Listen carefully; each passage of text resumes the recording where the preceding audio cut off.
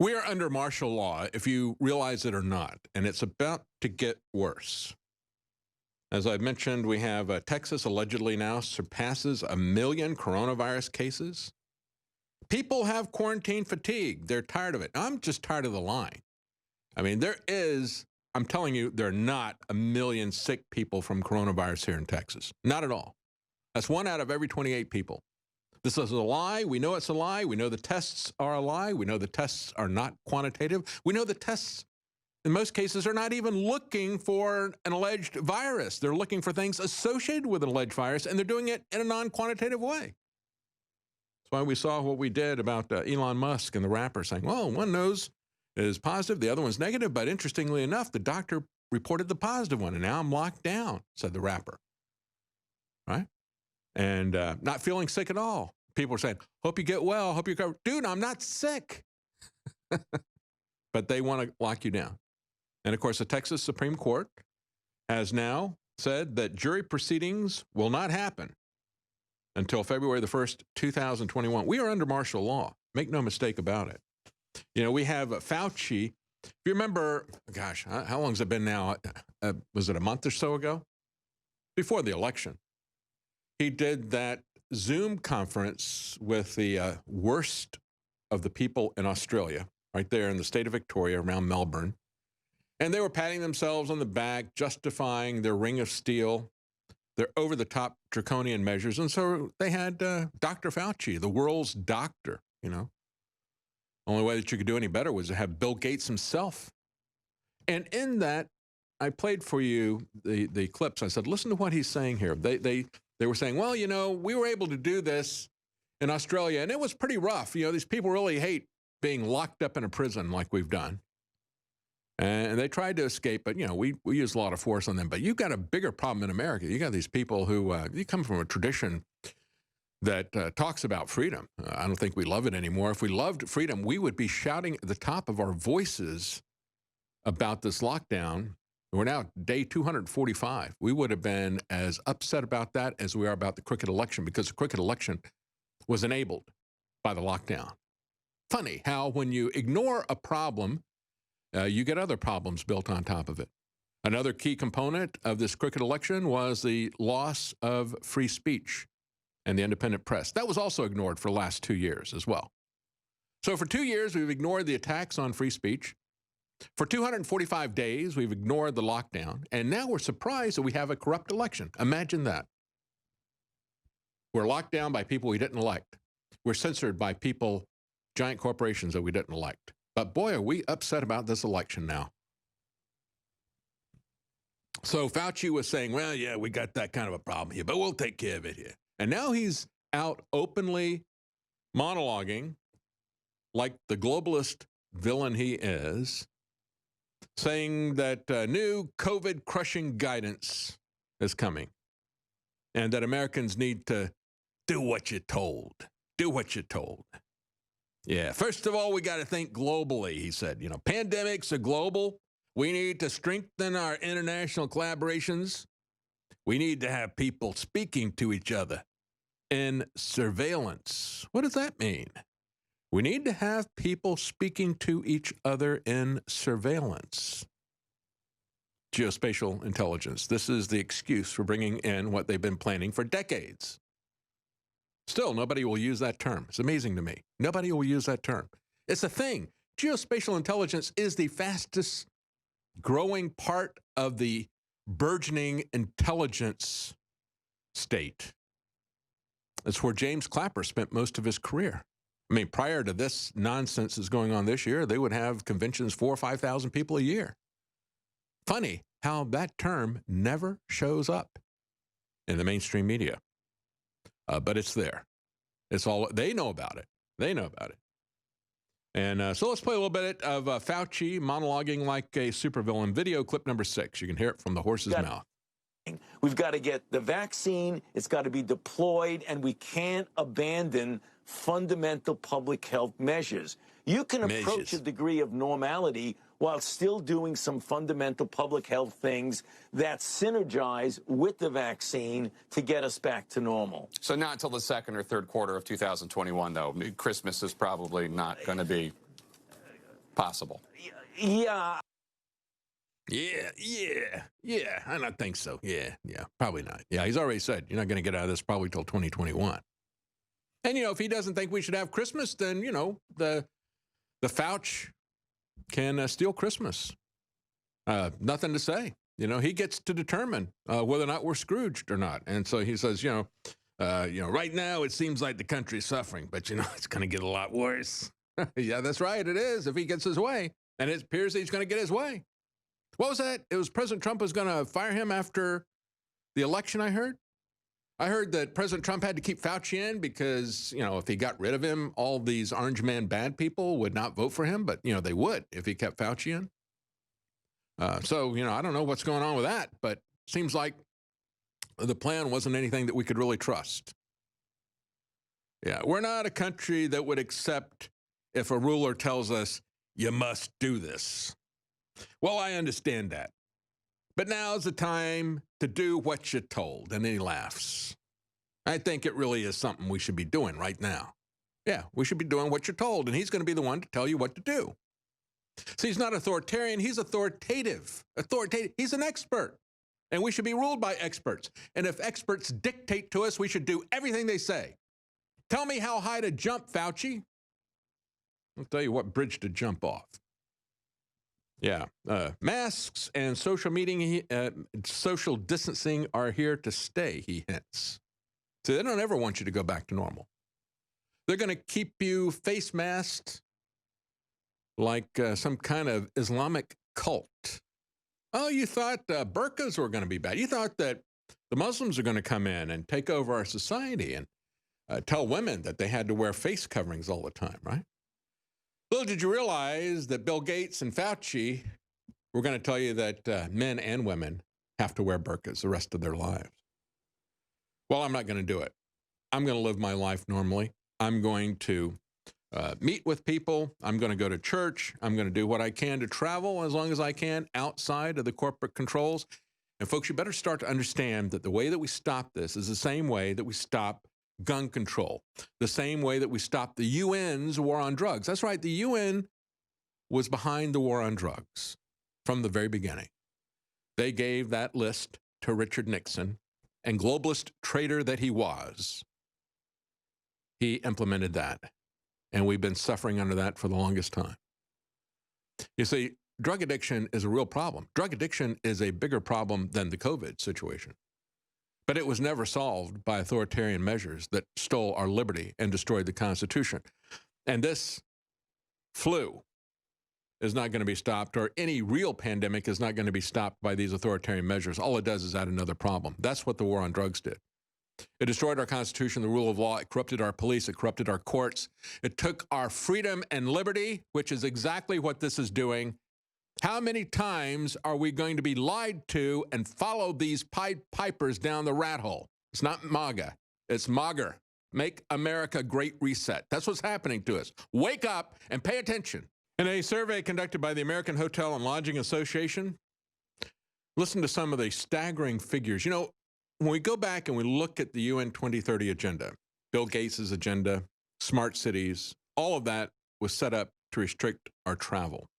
A key part of this was to make sure that we didn't own cars, by the way, because, they can very quickly shut down your transportation when they control it, when they control the buses and the subways and the light rail and so forth and the trains. But also the airlines are very tightly controlled by the government. They do exactly what the government wants, and so they can shut down the airlines very easily, and they have. It's the cars that are the remaining thing. And that's why they want to get rid of private cars. That's why they want to get rid of truck drivers and have autonomous self-driving semi-trailers. These truck drivers are looking at what's happening here.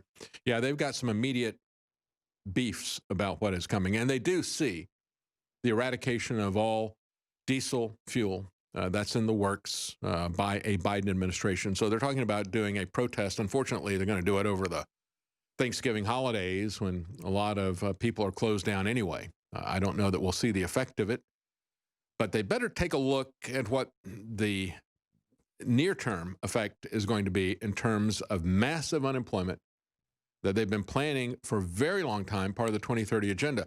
But again, restricting your movement, making sure you don't go anywhere, making sure you own nothing, and of course you'll be happy about it, and you won't have any meat or any of this other stuff. Remember all the video that we've shown you time and time again?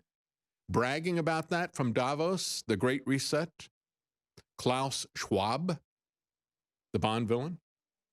And of course, it appears that we're making America great reset is what we're doing. Not making America great again. No, we're making America exactly what Klaus Schwab and the people at Davos, you know, the event attended by Jared and Ivanka and Mnuchin and President Trump himself, they planned all this, right? And of course, you're going to get it with Biden as well. But this is, again, like I pointed out, it's the same thing like NAFTA and Obamacare. They're going to make sure that whichever, you know, whether you choose Tweedledee or Tweedledum, you're going to still get the Great Reset. So what does this look like for this holiday? Well, this hotel association did a survey. They said 72% of Americans are unlikely to travel for Thanksgiving. You know, Lori Lightfoot is out there telling everybody, cancel Thanksgiving, avoid your family. And of course, she did this right after they had a Biden street party. And she said, this is a great day for our city and our country. We're taking our democracy back as everybody took to the streets to celebrate the coronation of Joe Biden by the mainstream media, while nothing was still settled. And so, you know, she's putting that out. But here's how people are looking at this. People are not going ahead with their lives. They're scared to death. I had somebody send me a letter from a doctor saying, this is going to last for a generation. Do you realize how mentally damaged the population has become? So I've got patients who are coming in. They are so afraid. They don't understand the risk. They're scared to death. Why? Because for 245 days, President Trump allowed Fauci to gaslight the American public. Fauci and the media didn't do anything to stop it. Didn't give the White Coat Summit people any coverage. Nothing done to stop the fear. That's why I said you can stop the executive order that underlies all this tyranny of March the 13th. But you're going to have to fight back against the fear. That's going to require leadership. And if you can't do it, you can put some people in place that can. But he didn't do that either. 69% of Americans are unlikely to travel for Christmas. And then it's only slightly lower when we look at spring break. So immediately when we look at Thanksgiving coming up right away, 72%, 69 say, well, not even for Christmas. 65% say not even for spring break. Only 3 in 10 people have taken an overnight vacation. 8% have taken an overnight business trip. 8% expect to travel for business within the next 6 months.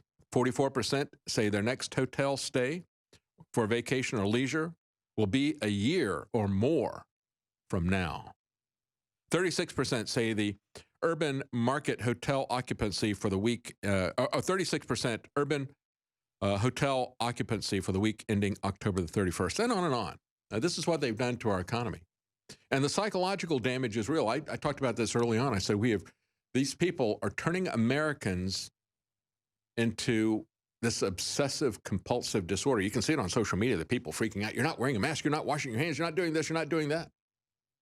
And they've become obsessive about this.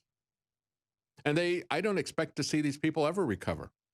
I mean, they're looking at their masks now as a fashion accessory. They're color coordinating it with their outfits. And then it gets worse. This is why I say the second part of this lockdown that's coming is going to get worse. We now have Republican Governor Brad Little in Idaho calling up the National Guard. National Guard. Puerto Rico doing the same thing, calling up the National Guard. You want to tell me that this isn't martial law? Australia is going to share its COVID plan with the incoming Biden administration, reports the News of Australia, news.com.au. And of course, we know what that plan looks like. We've been covering the draconian martial law program there in Australia. They're going to share that. This is how we did it. We were so successful. Look, you know, as they go into their summer, they're saying this is how successful we are. But I've talked about the CDC's plan for all this because, you know, the CDC is now governing us, right? And so they had 4 states and I think it's Philadelphia that they were talking about back in the summer. And then I showed you the plan for October the 16th. Now we've got a new one. October the 29th, 2020. The COVID-19 vaccination program interim playbook for jurisdiction operations. This is what rule by unelected bureaucrats looks like. We're now being ruled by the CDC. They even come out and tell us, when landlords are going to be able to evict people who don't pay the rent. But they don't have any rules for the bankers as to when they can take the property from the landlords who can't pay them, right? But the CDC is now making those kinds of determinations under the Trump administration. Think what it's going to be like under the Biden administration. And so when you look at this table of contents, you got a lot of things here about vaccination provider recruitment, how they are going to communicate to everybody to gaslight and propagandize us. They've got a lot of detailed information in this plan that runs, again, about 80 pages. This is their second 80-page program. Key audiences and objectives. The vaccine adverse event reporting system. Now, that's an interesting one because why would you need that? I thought this was completely safe. We don't have to worry about this. Are they really going to monitor this? Because, for 35 years, they didn't do it after Fauci. This guy, about 80 years old, 35 years ago when he became head of this infectious disease area, first thing he did was to get legal immunity for the vaccine companies for any injury or deaths. And I think the last thing that he's going to do before he leaves is to make sure that everybody in the world is compelled to buy their product for which they have no liability for injury or death. I think that's the way this guy is going to end up. So as they're talking about this, the CDC and their immunization and vaccines for children cooperative and the funding recipients, who we call awardees. These are the people who get the awards, the money, the cash. Within the vaccination plans, awardees must address all requirements outlined in the playbook and clearly describe their responsibility for ensuring activities are implemented. All awardees will be submitted their interim plans to the CDC project officer. They have detailed plans. They have their forms for how they want you to report everything, to report the people who refuse this as well. And they're demanding that all these public health experts report to them. This is all coming from Washington. This is not a Republican-Democrat thing, folks. This is a top-down bureaucratic tyranny. You better wake up to this because Republicans and Trump are completely ignoring this for whatever reason. You better not. You better understand what's there. I'm going to talk a little bit more about that, and I'm going to talk about our CIA election in this final segment. Stay with us. I'll be right back.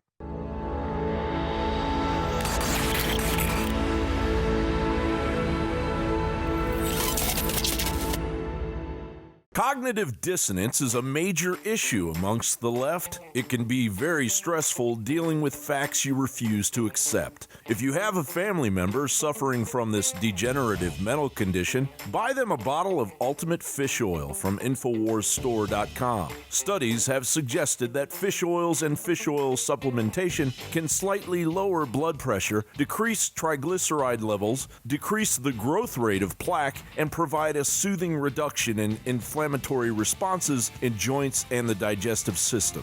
Recent studies have suggested that high EPA and DHA fish oil can stimulate immune function by increasing the concentration and activity of immune cells. It worked for my family, and now I can have a logical and calm discussion about actual facts that pertain to reality. Get your Ultimate Fish Oil for a friend, family member, or yourself at InfoWarsStore.com.